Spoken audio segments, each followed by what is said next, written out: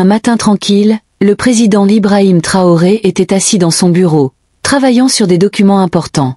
Son assistante entra dans la pièce, tenant une épaisse enveloppe. Cette enveloppe était différente des lettres habituelles qu'il recevait. Elle était lourde et marquée de symboles étranges et inconnus. « Monsieur le Président », dit l'assistant en la lui tendant, « cette lettre vient d'arriver. Elle est de Corée du Nord. » Traoré leva un sourcil. La Corée du Nord ? Il n'avait jamais eu de communication avec eux auparavant. Ses doigts ouvrirent lentement l'enveloppe. À l'intérieur se trouvait une lettre écrite d'une écriture nette et forte. Elle était de nul autre que Kim Jong-un, le dirigeant de la Corée du Nord. En lisant la lettre, Traoré fut choqué. La lettre commençait par des mots d'admiration. « Cher président Traoré », commençait la lettre, « j'ai suivi votre ascension avec un grand intérêt. Vous n'êtes pas seulement un leader, mais un symbole de pouvoir et de dignité pour toute l'Afrique. En ces temps où l'Occident cherche à contrôler et à diviser les nations, vous avez tenu bon, défiant leur pression. Je vous respecte pour votre courage et votre détermination. » Traoré s'arrêta. Kim Jong-un, le dirigeant de la Corée du Nord, l'admirait. Il relut les mots, essayant de comprendre ce que cela signifiait. La lettre continuait. « Je crois que le Burkina Faso, sous votre leadership, est un exemple brillant pour le continent africain. Vos efforts pour lutter contre le contrôle étranger et votre désir d'indépendance m'inspirent. Vous êtes un vrai leader, et la Corée du Nord souhaite vous offrir notre soutien dans votre lutte pour le pouvoir et la paix. Nous voyons en vous un esprit apparenté. Ensemble, nous pouvons nous libérer des chaînes de l'Occident. » La lettre était plus qu'un simple message. C'était une offre. Kim Jong-un offrait son soutien. Il promettait une aide militaire, une technologie avancée et une aide pour renforcer l'indépendance du Burkina Faso. Traoré ressentit un mélange d'émotions. Il était honoré que quelqu'un comme Kim Jong-un le voie comme un allié, mais en même temps, il était prudent. Que voulait la Corée du Nord en retour? Que signifierait cela pour son pays? La lettre se terminait par une déclaration puissante. « Si vous acceptez notre soutien, nous serons à vos côtés dans la lutte pour l'avenir de l'Afrique. L'Occident ne nous contrôlera plus, plus jamais. Je crois que, ensemble, nous pouvons créer une nouvelle voie pour l'Afrique et le monde. J'ai hâte d'avoir de vos nouvelles. » Traoré s'assit dans son fauteuil, la lettre toujours dans ses mains. Le poids de ce que Kim Jong-un avait écrit était lourd. Pouvait-il faire confiance à cet homme? Était-ce la chance qu'il attendait pour libérer le Burkina Faso du contrôle des puissances occidentales? Ou était-ce simplement un autre piège? Il savait une chose avec certitude. Sa vie et l'avenir du Burkina Faso étaient sur le point de changer pour toujours. Quelques jours plus tard, un homme grand en costume élégant arriva au palais présidentiel à Ouagadougou. Il se présenta comme un envoyé de la Corée du Nord, envoyé pour rencontrer le président Ibrahim Traoré. L'homme était calme, mais il y avait une intensité chez lui qui mettait Traoré mal à l'aise. Il parlait avec une confiance tranquille, comme si le poids de l'histoire reposait sur ses épaules. « Je porte un message de Kim Jong-un », dit l'envoyé. « Il a un grand respect pour votre leadership et votre vision pour le Burkina Faso. Il croit que, ensemble, nous pouvons construire un avenir fort et indépendant, libre de tout contrôle étranger. » Traoré écouta attentivement, son esprit tournant à toute vitesse. Était-ce vraiment une chance de se libérer de l'influence occidentale, ou était-ce un jeu dangereux dans lequel il était entraîné? L'envoyé continua. « Kim Jong-un voit la force de votre leadership. Il sait que le monde vous observe. C'est pourquoi la Corée du Nord vous offre plus que du soutien. Nous vous offrons une aide militaire, une technologie pour faire avancer votre pays, et une alliance qui vous donnera le pouvoir de vous tenir contre toute force qui cherche à vous saper. » Le cœur de Traoré battait plus vite. L'offre était tentante, mais elle semblait aussi être un pari. Le Burkina Faso avait toujours lutté contre l'ingérence étrangère. L'Occident avait les yeux rivés sur son pays, et maintenant la Corée du Nord offrait son aide. Mais que voudrait-il en retour? Quelles seraient les vraies conséquences de l'acceptation de cette aide? L'avenir de votre pays est entre vos mains, dit l'envoyé, ses yeux fixés sur ceux de Traoré. L'Occident prépare déjà des plans pour vous destituer, et ils essaieront d'écraser l'indépendance du Burkina Faso. Mais la Corée du Nord sera votre allié, quoi qu'il arrive. Nous fournirons les ressources et la protection dont vous avez besoin pour défendre votre peuple. Traoré s'assit dans son fauteuil, absorbant les mots. Les enjeux n'avaient jamais été aussi élevés. Il savait que l'Occident observait de près et qu'il ne le laisserait pas prendre cette décision sans conséquence. Mais l'idée d'être libre de leur contrôle, de pouvoir diriger le Burkina Faso sans crainte, était puissante. Je comprends les risques, dit finalement Traoré, sa voix ferme mais calme. Mais que me demandez-vous en retour? Que veut la Corée du Nord du Burkina Faso? L'envoyé sourit, mais c'était un sourire froid, qui laissait entrevoir un sens plus profond. Nous ne demandons rien d'autre que votre loyauté, répondit-il. En retour, nous nous tiendrons à vos côtés contre l'Occident, contre toute force qui cherche à briser votre pays. Ensemble, nous pouvons créer un nouvel ordre mondial, un monde où les nations africaines ne sont pas contrôlées par des puissances étrangères. Les mots restèrent suspendus dans l'air, comme une promesse et une menace. Traoré savait que cela ne concernait plus seulement le Burkina Faso.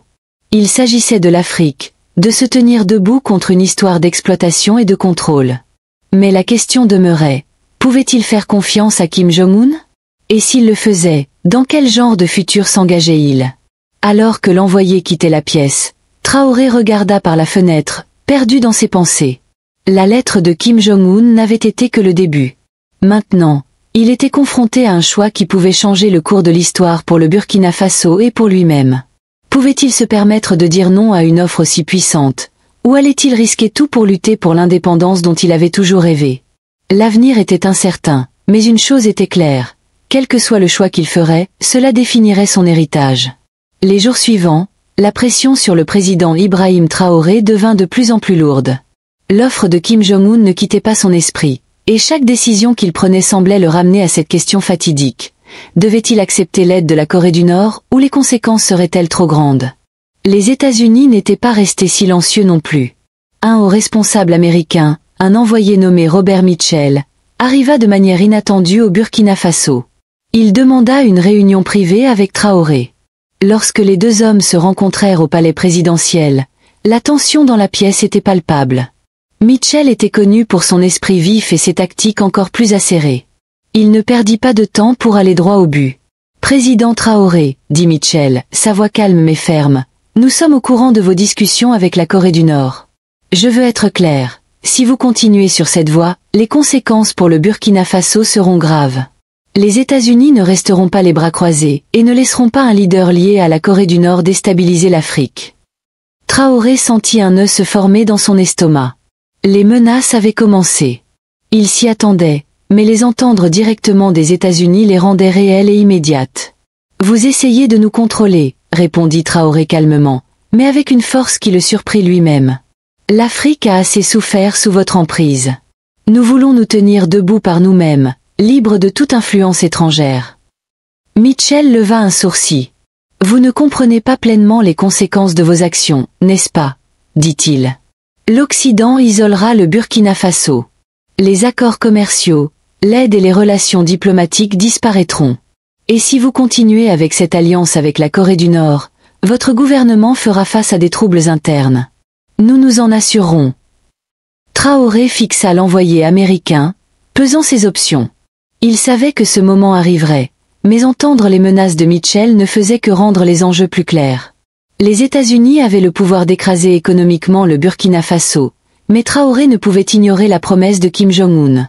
Le soutien de la Corée du Nord pourrait signifier la survie, mais à quel prix obtiendrait-il cette aide? « Nous n'avons pas peur de vos menaces, » dit finalement Traoré. « Le Burkina Faso ne sera contrôlé par personne. » Mitchell ne répondit pas immédiatement. Au lieu de cela, il se pencha en avant, baissant la voix. « Vous pensez que cela concerne le pouvoir, n'est-ce pas? » dit-il. « C'est bien plus que cela. C'est une question de sécurité. L'Occident veut la stabilité, et si vous refusez de vous tenir à nos côtés, vous vous ferez un ennemi dangereux. Ne laissez pas votre orgueil détruire votre pays. » Les mots restèrent suspendus dans l'air. Traoré en sentit le poids, mais au fond de lui, il savait qu'il ne pouvait pas reculer. Son peuple l'avait élu pour les diriger, pas pour se soumettre aux puissances étrangères. Alors que Mitchell quittait le palais, Traoré resta seul avec ses pensées. La pression était suffocante. Il avait toujours cru que l'Afrique méritait d'être libre, mais maintenant, la réalité de tenir tête aux nations les plus puissantes du monde semblait plus intimidante que jamais. Cette nuit-là, Traoré était assis dans son bureau, regardant la lettre de Kim Jong-un une fois de plus. La promesse de soutien militaire, la protection contre l'Occident, tout y était. Mais était-il prêt à affronter la colère des États-Unis et des autres puissances occidentales? Alors qu'il fixait la lettre, son téléphone sonna. C'était son ministre des Affaires étrangères qui l'appelait de toute urgence. « Monsieur le Président », dit la voix à l'autre bout du fil, « nous venons de recevoir des informations.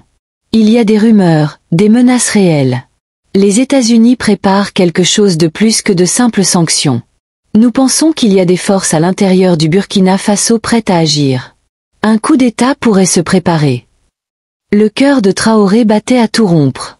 Il savait que sa position était précaire, mais maintenant, le danger était réel. L'Occident ne se contentait pas de le menacer, il agissait déjà. La pensée de perdre le contrôle de son pays, de tout ce pourquoi il avait travaillé, était insupportable. Il regarda la lettre de Kim Jong-un. Pouvait-il lui faire confiance? Pouvait-il compter sur la Corée du Nord pour le protéger alors que le monde se retournait contre lui? Son téléphone vibra à nouveau. C'était un message de son conseiller le plus proche. « Monsieur le Président, le peuple est avec vous. Nous pouvons tenir bon, mais vous devez décider rapidement. Les États-Unis n'attendront pas éternellement. » Traoré prit une profonde inspiration et regarda par la fenêtre. Le soleil se couchait, jetant une lueur orange sur la ville. L'avenir du Burkina Faso reposait entre ses mains, et quelle que soit la décision qu'il prendrait, elle n'affecterait pas seulement son pays, elle enverrait un message au monde entier. À ce moment-là, Traoré prit sa décision. Il ne pouvait pas reculer maintenant. Il ne se laisserait pas contrôler, et quoi qu'il en coûte, il choisirait la voie de l'indépendance. Il était temps de se tenir debout et de faire face à tout ce qui viendrait ensuite. Les jours suivants furent comme une tempête à l'horizon. Ibrahim Traoré savait que sa décision de rejeter les États-Unis et de poursuivre une alliance avec la Corée du Nord avait mis en marche une série d'événements qu'il ne pouvait plus contrôler. Chaque pas qu'il faisait semblait le plonger plus profondément dans une toile de danger. Pourtant, il restait résolu. L'avenir du Burkina Faso et son héritage dépendaient de ce qu'il choisirait de faire ensuite. Un soir, alors que Traoré était assis dans son bureau, examinant des documents, un coup sec à la porte rompit sa concentration. Son conseiller le plus fidèle, le général Ouédraogo, entra avec une expression troublée sur le visage. « Monsieur le Président, » commença le général, « nous avons des nouvelles très inquiétantes. Nous avons découvert des informations suggérant que des hauts responsables au sein de notre propre armée préparent de vous trahir.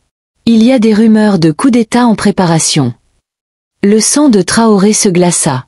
Un coup d'État au sein de son propre gouvernement? Il avait toujours su que ses décisions lui vaudraient des ennemis, mais il n'aurait jamais imaginé que la trahison viendrait de ses propres rangs. Il faisait confiance à son armée. Ils avaient combattu à ses côtés pour l'avenir du Burkina Faso. « Qui est derrière cela ?» demanda Traoré, sa voix ferme malgré la colère qui brûlait en lui. « Nous avons identifié un groupe de généraux qui ont eu des discussions secrètes avec des puissances étrangères, très probablement avec les États-Unis, répondit le général. Ils croient pouvoir vous destituer et rétablir l'ancien ordre, celui qui se soumettrait à l'influence occidentale. » Traoré serra les poings. L'Occident l'avait toujours considéré comme une menace, mais maintenant, il était clair qu'ils étaient prêts à tout pour le destituer. Il pensa aux promesses de Kim Jong-un, au soutien que la Corée du Nord avait offert, et à la protection sur laquelle il pouvait compter. « Nous ne pouvons pas permettre que cela arrive, » dit Traoré en se levant de son bureau. « Préparez-vous à agir. Nous allons démasquer les traîtres avant qu'ils ne puissent frapper. » Alors que le général partait pour mettre le plan en œuvre, l'esprit de Traoré tournait à toute vitesse. Le coup d'État n'était pas seulement une menace politique, c'était un défi direct à son autorité et à tout ce pour quoi il avait travaillé. Les puissances occidentales utilisaient leur influence pour déstabiliser son gouvernement, comme elles l'avaient fait avec tant de dirigeants africains avant lui. Mais cette fois, ce serait différent. Traoré refusait de laisser le Burkina Faso tomber entre les mains de marionnettistes étrangers.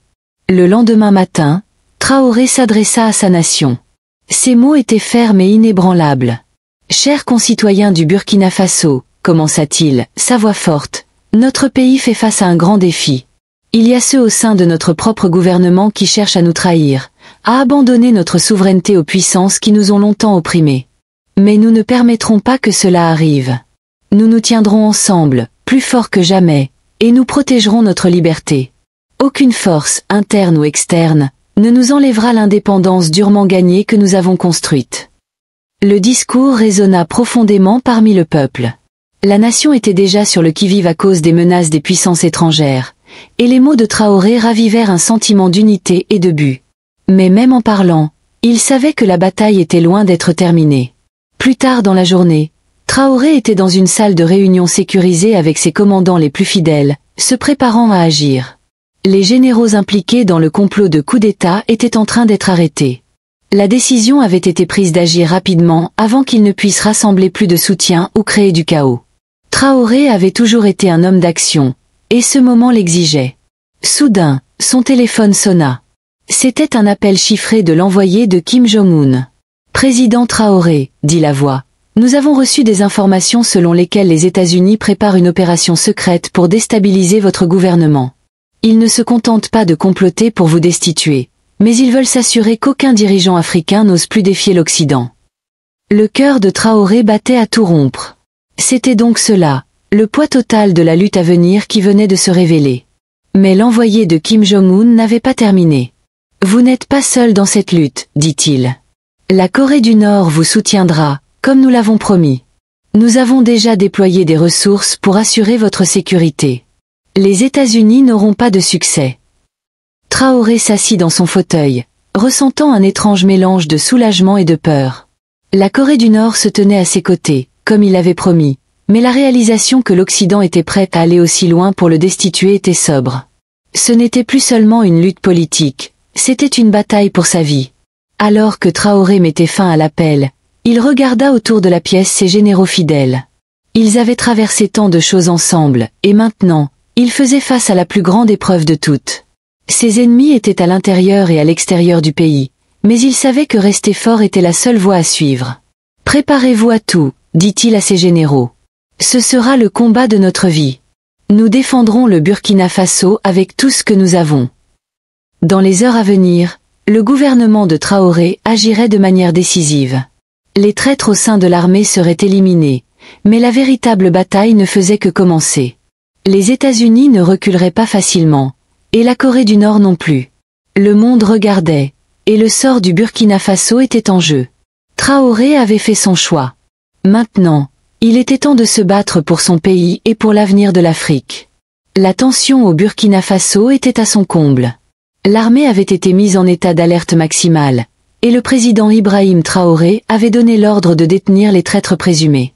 Pourtant, la bataille ne se livrait pas seulement sur le terrain. C'était une bataille d'esprit, de pouvoir et d'avenir. Les États-Unis et leurs alliés observaient de près, et Traoré savait que les prochains jours décideraient de tout. Les rues de Ouagadougou étaient tendues mais calmes, alors que les gens attendaient avec anxiété des nouvelles de la situation en cours. Le discours de Traoré avait rallié sa nation, mais la pression montait, et l'avenir restait incertain. Les chefs du coup d'État au sein de l'armée avaient été détenus, mais ils n'étaient que des pions dans un jeu beaucoup plus grand.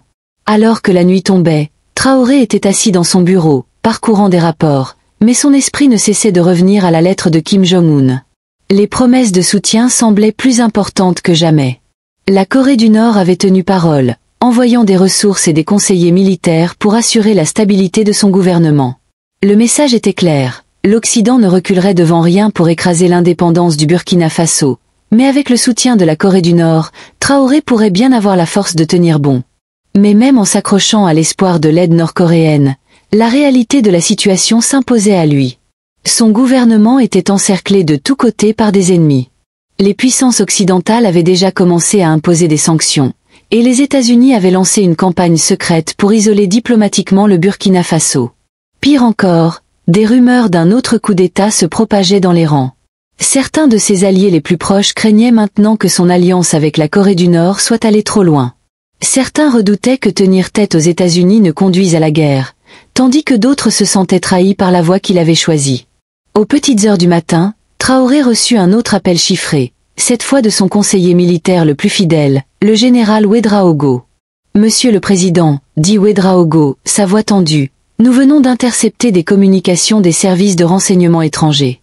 Le complot de coup d'État ne concernait pas seulement votre destitution. C'est bien plus grand. Les États-Unis mobilisent leurs alliés dans la région pour déstabiliser le Burkina Faso, et nous avons reçu des informations selon lesquelles ils prévoient d'orchestrer une intervention à grande échelle. Il ne s'agit pas seulement d'un homme. Il s'agit d'écraser la résistance au contrôle occidental en Afrique.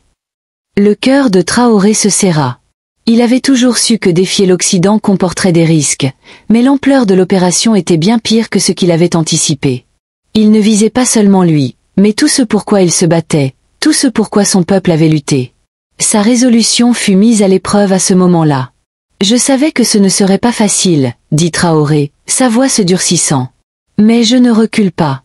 Nous devons nous préparer à tout. » Alors que la situation devenait de plus en plus critique, Traoré savait que la seule façon de survivre était d'agir de manière décisive. Les États-Unis et leurs alliés essayaient déjà de retourner la situation contre lui, mais il avait encore l'avantage dans un domaine, son peuple. Cette nuit-là, il prit la décision de s'adresser à nouveau à la nation. Cette fois, son discours ne serait pas seulement un message de défiance, mais un appel aux armes. Le discours fut diffusé en direct dans tout le pays.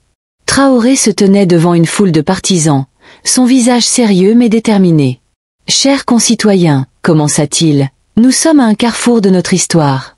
Le Burkina Faso a toujours été une nation de force, de courage et d'indépendance. Nous avons fait face à de nombreux défis, et maintenant, nous faisons face à l'un des plus grands tests de notre vie. Les puissances qui ont cherché à nous contrôler depuis si longtemps font maintenant leur tentative finale pour détruire notre liberté. » Il fit une pause, ses yeux balayant la foule. « Mais nous ne nous laisserons pas intimider. Nous ne permettrons pas à l'Occident de dicter notre avenir. Ensemble, avec la force de notre peuple et le soutien de nos alliés, nous tiendrons bon. Nous nous battrons pour notre droit de déterminer notre propre destin. Le monde peut essayer de nous faire taire, mais il n'y parviendra pas.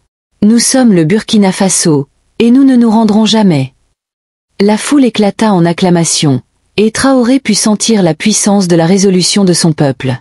C'était un moment d'unité, de fierté. Son peuple croyait en lui, et cette croyance serait leur arme contre les forces qui essayaient de déchirer leur pays. Cependant, même alors que le peuple se ralliait derrière lui, Traoré savait que la véritable bataille était encore à venir. Les États-Unis et leurs alliés ne reculeraient pas, et la situation pouvait dégénérer en un conflit à grande échelle. Mais une chose était claire. Quoi qu'il arrive, il ne tomberait pas sans combattre. Les mots étaient rassurants, mais pour Traoré, la véritable épreuve était encore à venir. Les jours à venir décideraient si le Burkina Faso resterait libre ou tomberait sous le contrôle des puissances étrangères. Mais une chose était certaine, Ibrahim Traoré se battrait jusqu'au bout pour son pays, pour son peuple et pour l'avenir de l'Afrique. Pour Traoré, il ne s'agissait pas seulement d'une victoire militaire, mais d'un symbole de la force et de la détermination de l'Afrique. Sa décision de tenir tête aux nations les plus puissantes du monde avait été la bonne. Le combat n'était pas terminé, mais pour la première fois, Traoré voyait un chemin à suivre, un chemin où l'Afrique pourrait enfin se tenir debout par elle-même. Dans les jours qui suivirent, Traoré reçut des messages de soutien de dirigeants du monde entier. Kim Jong-un réaffirma son engagement envers l'indépendance du Burkina Faso, et même certaines nations occidentales commencèrent à reconsidérer leur approche du leadership africain. Le monde avait été témoin de l'émergence d'une nouvelle puissance au cœur de l'Afrique. Le président Ibrahim Traoré n'avait pas seulement survécu au plus grand défi de sa vie, il en était sorti victorieux. Son héritage était assuré, et l'avenir du Burkina Faso, bien qu'incertain, était désormais porteur d'espoir et de possibilités. Il s'était tenu ferme face à des probabilités écrasantes, et en faisant cela, il avait donné à l'Afrique une voix puissante dans le monde. La lutte pour l'indépendance était loin d'être terminée, mais avec le courage de son peuple et la force de ses convictions, Traoré avait montré que l'Afrique n'était plus prête à être mise de côté. Le Burkina Faso s'était battu pour sa liberté et avait gagné.